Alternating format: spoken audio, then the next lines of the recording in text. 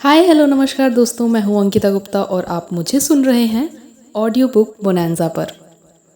और आज हम आपके लिए लेकर आए हैं rich dad poor dad audio book summary का एपिसोड नंबर 4। तो दोस्तों, मुद्दा मामला ये है कि अक्सर नए शादीशुदा जोड़े ये सोचते हैं कि उनकी सैलरी अब डबल हो जाएगी क्योंकि दोनों जने कमा रहे हैं। एक छोटे से घर में रहते रहते वे अब बड़े घर के सपने देखने लगते हैं, इसलिए वे पैसे बचाना शुरू कर देते हैं। इसकी वजह से उनका सारा ध्यान सिर्फ अपना करियर बनाने पर ही होता है।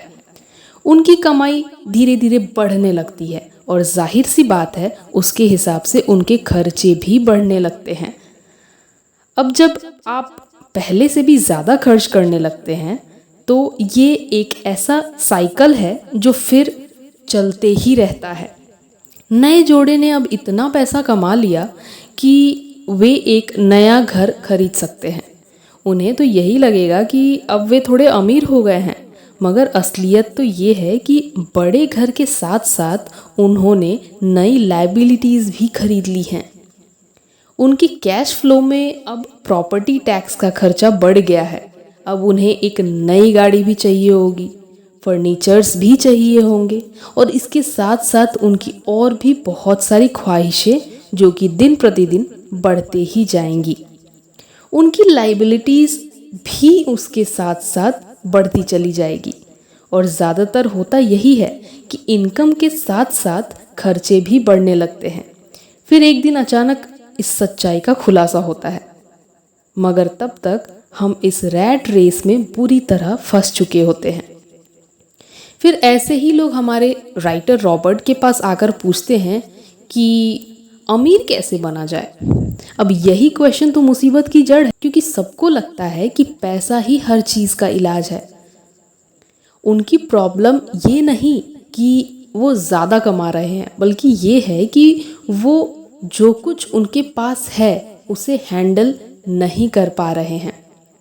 अब किसी ने बड़े कमाल की बात कही है जो कि इस सिचुएशन पर लागू होती है कि जब तुम खुद को एक गहरे गड्ढे में पाओ तो उसे और ज़्यादा खोदना तुरंत ही छोड़ दो।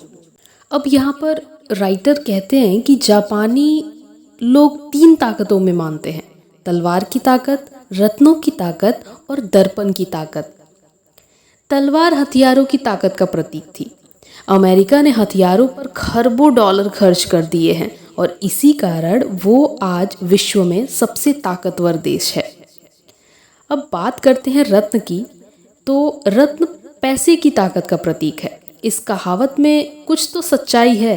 ये स्वर्णिम नियम याद रखो, जिसके पास स्वर्ण है वही नियम बनाता है।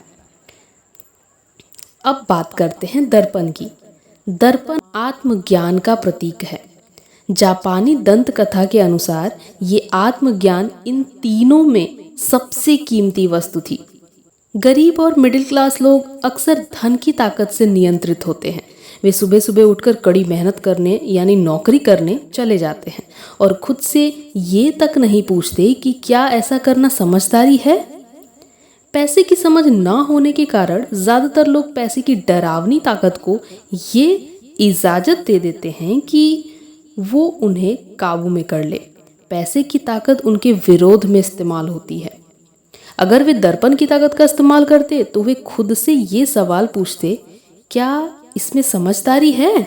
देखिए, बहुत बार अपनी अंदरूनी समझदारी पर भरोसा करने के बजाय लोग भीड़ के साथ साथ चलने लगते हैं। वे सवाल पूछने के बजाय नकल करने लगते हैं। अक्सर वे नासमझी के कारण वही दोहराते हैं जो उन्हें सिखाया गया है। ऐसा कहा जाता है कि ज़्यादातर लोग के लिए मौत से भी डरावनी चीज़ होती है भीड़ के सामने बोलने का डर। मनोवैज्ञानिक कहते हैं कि ज़्यादातर लोग सार्वजनिक मंच पर बोलने से इसलिए डरते हैं क्योंकि उन्हें ये डर होता है कि उनकी बुराई होगी, लोग बाग उनकी हंसी उड़ाएंगे, वे अकेले रह जाएंगे, सबसे कट जाएंगे और बिरादरी से अलग थलग कर दिए जाएंगे। सबसे अलग होने का डर या अकेले रह जाने का डर ही वह सबसे बड़ा कारण है जिस वजह से ज़्यादातर लोग अपनी समस्या हल करने के लिए नए तरीके नहीं ढूंढते। और ज़्यादातर लोग खतरे मत उठाओ इसलिए कहते हैं क्योंकि वे खुद डरे हुए होते हैं। ये किसी भी चीज़ के बारे में कहा जा सकता है, जैसे कि खेल में, संबंधों में, करियर में या फिर धन के मामले में। तो कई बार हम सभी को दर्पण में देखने की ज़रूरत होती है और हमें अपने डर के बजाय अपनी अंदरूनी समझदारी से सोचना चाहिए। तो बस आज के एपिसोड में इतना ही।